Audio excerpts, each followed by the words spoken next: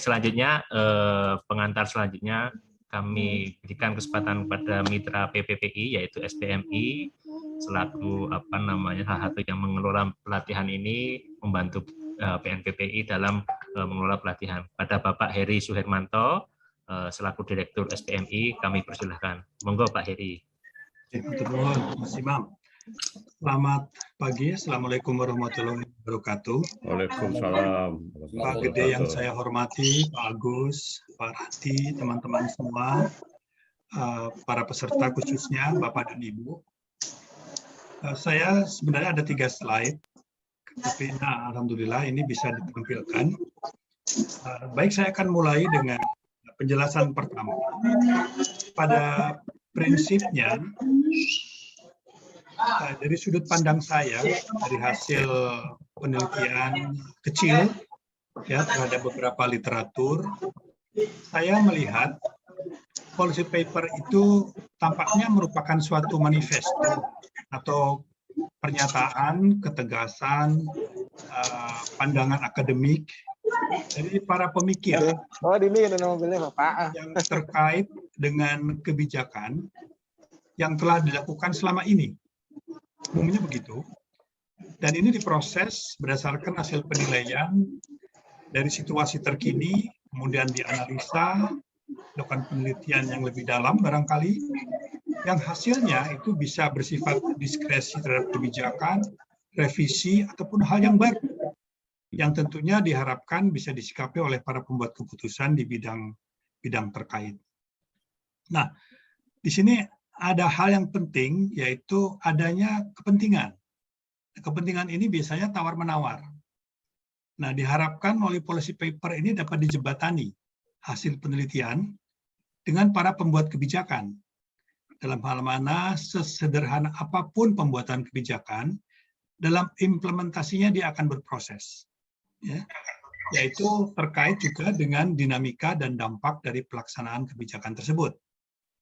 Nah, di sini barangkali policy paper itu bisa diwujudkan dalam bentuk suatu daftar bagaimana kita bisa menggeser persepsi-persepsi melalui usulan-usulan alternatif kebijakan yang diperlukan.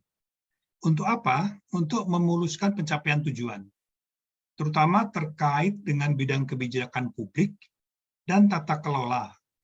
Apakah kelembagaan, apakah kebijakan itu sendiri, di dalam proses perencanaan khususnya di Indonesia, karena kita adalah para perencana.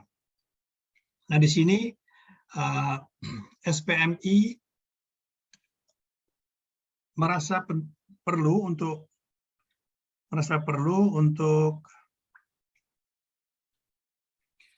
mensosialisasikan setidaknya bagaimana apakah mungkin kita melakukan standarisasi dan harmonisasi penyusunan kebijakan publik dan tata kelola implementasinya dalam suatu format policy paper yang akan bekerja pada proses perencanaan. Baik, lanjut.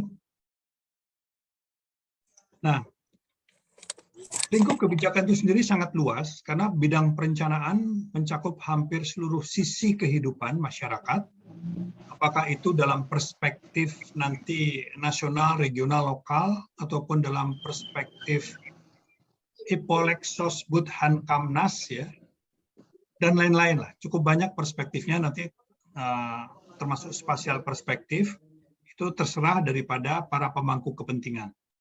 Nah, yang penting adalah ada semacam kecocokan ini dari berbagai macam legal aspek dan legal institusinya dengan hasil riset dan bagaimana kita bisa mengkomunikasikan temuan-temuan tersebut. Ya, dari sinilah barangkali nanti studi sangat mendukung untuk melakukan fit tadi. Baik, lanjut. Secara ringkas saya kira dapat saya katakan bahwa ini catatan akhir barangkali, menjadi mayoritas di lembaga legislatif, DPR atau DPRD, itu berarti barangkali kita bisa menguasai arah dan kebijakan pembangunan, dan kekuasaan untuk mengatur, kekuasaan untuk menahan dan mengeluarkan anggaran, dan lain-lain. Itu ada dalam peraturan dan perundangan. Namun demikian, kiranya kita bisa melihat bahwa bukan demokrasi yang memegang banyak elemen untuk mengatasi isu global hingga lokal. Kadang-kadang lokal pun bisa. Ya. Nah, di sini pengetahuan itu sangat diperlukan. Untuk apa? Untuk mendapatkan alat yang sesuai dan penting dalam membuat kebijakan cepat dan tepat. Disinilah peran dari policy paper. Barangkali bisa menggerakkan pemerintahan atau para pembuat keputusan ke sistem yang lebih terbuka, secara cepat dan tepat, sekaligus menerima partisipasi publik dalam proses pengambilan keputusan, tentunya dengan perhitungan risiko yang matang. Dan kesepakatan atau ketidaksepakatan, kebuntuan ataupun kelancaran mungkin terjadi dalam proses pengambilan keputusan. Namun demikian, hal ini kiranya perlu dikaji kembali berdasarkan kewenangan, dan apa yang kita usulkan sebagai kebijakan bisa kita prioritaskan, mana yang harus didahulukan setelah yang lain. Inilah bagian dari pendekatan strategis dalam memfasilitasi kebutuhan masyarakat.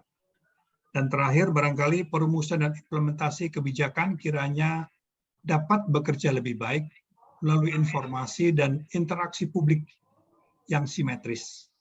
Saya kira demikian dari saya. Selamat berdiskusi dengan Pak Randi khususnya yang akan tentunya menjelaskan lebih teliti hal-hal terkait dengan penulisan policy paper. Sekian dari saya. Wassalamualaikum warahmatullahi wabarakatuh. Waalaikumsalam warahmatullahi wabarakatuh. Terima kasih untuk Pak Heri untuk pengantar diskusi pagi ini.